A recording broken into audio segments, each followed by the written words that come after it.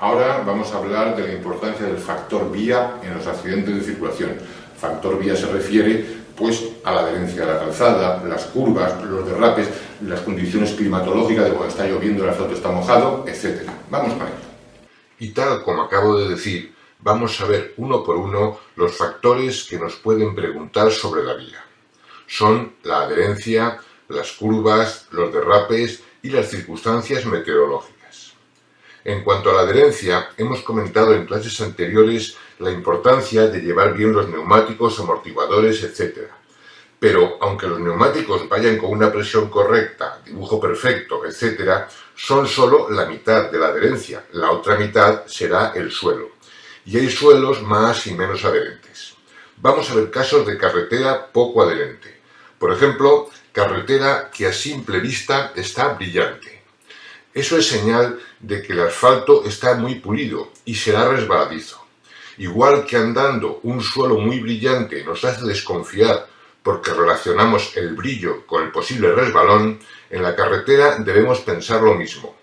Otro caso, carretera adoquinada. Este tipo de suelo es muy estético, muy bonito, pero claro, al no ser liso y continuo, la rueda no tiene contacto total con el suelo y la adherencia es menor de lo habitual. Otro caso más, la carretera en mal estado. En este tipo de carreteras, entre los baches, la gravilla suelta o arenilla, la adherencia se reduce notoriamente. También la suciedad en la calzada, como arena, hojas, etc., reduce la adherencia gravemente. Por ejemplo, si frenamos con nuestra rueda sobre las hojas, la rueda se agarra bien a la hoja, pero la hoja resbala sobre el suelo y en total el coche patina. Otro elemento a tener en cuenta será la calzada mojada, que ya sabemos que es resbaladiza. Recordemos, la distancia de frenado era el doble sobre mojado que sobre seco. Y si el suelo mojado es peligroso, aún más lo será si está cubierto de nieve o hielo. Recordemos que sobre hielo la distancia de frenado era 10 veces más que sobre seco.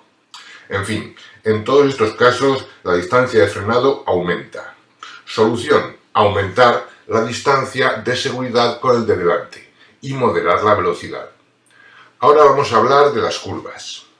Al tomar una curva se genera una fuerza que tira del vehículo hacia el exterior, es decir, la tendencia del vehículo es seguir en línea recta. Esa fuerza se llama fuerza centrífuga y la combatimos con la adherencia y con la fuerza que hace el motor para seguir hacia adelante. Si la fuerza centrífuga es demasiado grande, ganará la batalla y cataplum. Así que, primera cosa, no frenar dentro de la curva, porque eliminaríamos la fuerza que tira hacia adelante y se quedaría sola la centrífuga, lo que provocaría la salida de la vía. Entonces, ¿no se frena? Sí, sí se frena, pero no dentro de la curva, sino antes de entrar en ella. Por ejemplo, si llegamos a 90, debemos frenar en la zona roja, por ejemplo, hasta 40. Toda la zona amarilla hasta la mitad de la curva la haremos a 40, sin frenar más, girando con suavidad y con velocidad mantenida. Y a partir de media curva, zona verde, aumentaremos la velocidad acelerando suavemente de forma sostenida, para ayudar al coche a salir de la curva. Ya sabes, frenar sí, pero antes de la curva, no dentro de ella. Todo esto se hace para combatir la fuerza centrífuga, pero ojo, que la fuerza centrífuga sea mayor o menor depende de varios factores. Vamos a ver, ¿cuándo aumenta la fuerza centrífuga? Cuando la velocidad es mayor, menor, pues mayor, lógicamente. A mayor velocidad, mayor fuerza centrífuga. ¿Y el peso? ¿Afecta? Pues sí, a mayor peso, mayor fuerza centrífuga. Por eso, y es pregunta de examen, un camión puede derrapar en una curva más fácilmente si va cargado que si va descargado. Así que, a mayor peso, mayor fuerza centrífuga. Vamos a explicar un poco esto del efecto del peso, que a veces no acabamos de entenderlo. Vamos a ver. Si un carrito va rodando a 20 km por hora, es fácil detenerlo. Basta con poner la mano y lo paramos. Pero si lo que viene rodando también a 20 km por hora es un camión, me parece que no va a bastar con poner la mano. Y la velocidad era la misma, sí, pero el peso o masa del camión genera una inercia muy superior a la generada por el peso del carrito y cuesta mucho más detenerlo. Por eso está claro que la distancia de frenado aumenta cuando aumenta el peso. Bueno, ahora vamos a ver cómo afecta el peso o masa en la dificultad para desviar un cuerpo en movimiento. A ver, un cristal. Le lanzamos una pelota de ping-pong a 20 km por hora y al llegar al cristal rebota y sale muy desviada de su trayectoria inicial. Ahora otro cristal y le lanzamos una bola de acero del mismo tamaño y también a 20 km por hora. Aparentemente es lo mismo, pero al llegar al cristal la bola no rebota, sino que lo atraviesa y prácticamente mantiene su trayectoria inicial. Pero si los dos son del mismo tamaño y la velocidad era la misma, ¿por qué la segunda no se ha desviado como la primera? Naturalmente por el peso. 10 gramos pesaba la primera y 200 la segunda. Y es que un cuerpo o vehículo en movimiento es tanto más difícil de desviar, por ejemplo, para tomar una curva, cuanto más pesado sea. Por eso, al llegar a una curva un camión, su tendencia a seguir en línea recta será enorme y costará mucho trabajo dirigirlo con el consiguiente riesgo de derrape o vuelco. ¿Cómo evitarlo? Pues adecuando la velocidad, yendo más despacio para compensar esa cantidad tremenda de peso. Por eso, la fuerza centrífuga aumenta cuando el peso es mayor. ¿Y el radio de la curva? ¿Afecta?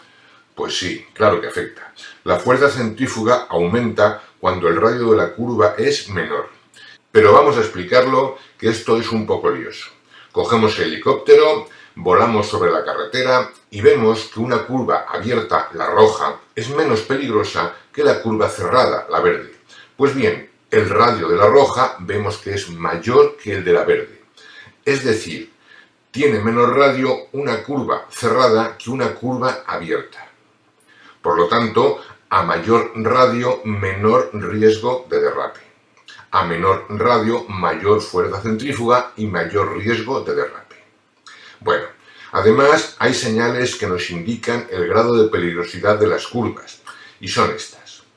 Puede tener un solo panel, 2 paneles o 3 paneles.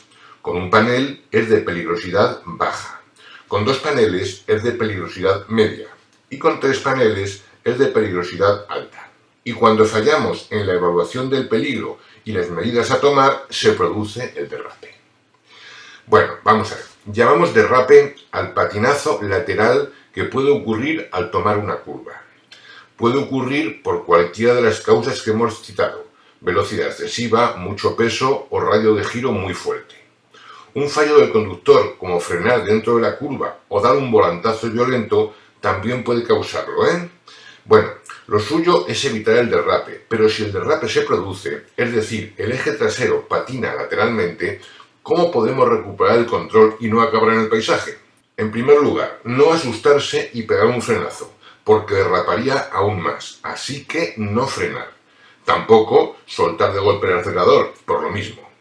Se debe aflojar suavemente el acelerador para perder velocidad, pero sobre todo girar el volante con suavidad hacia el mismo lado que está derrapando el vehículo, en este caso hacia la derecha. En el fondo, lo que hacemos es quitarle fuerza al giro que hacíamos, porque seguramente con menos giro no habría derrapado. ¡Hala! Arreglado. Y ahora teníamos que hablar de cómo afectan las condiciones climatológicas. Pero para no interrumpir ese tema, vamos a terminar aquí este vídeo y explicamos estas condiciones en el vídeo siguiente.